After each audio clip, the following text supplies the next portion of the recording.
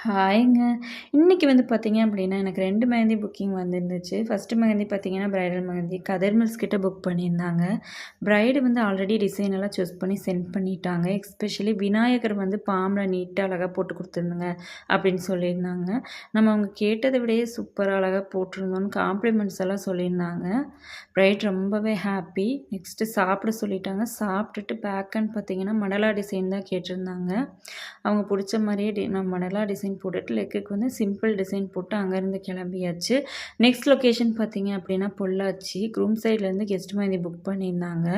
போகிற வழியில பார்க்கவே ரொம்ப அழகா இருந்துச்சு. அப்புறம் கெஸ்ட்டோட வீடுமே பார்க்கவே ஆம்பியன்ஸ் செம்மையா இருந்துச்சு. கெஸ்ட் எல்லாருமே அவங்கவங்களுக்கு பிடிச்ச டிசைன் வந்து ஆல்ரெடி சூஸ் பண்ணி வச்சுருந்தாங்க.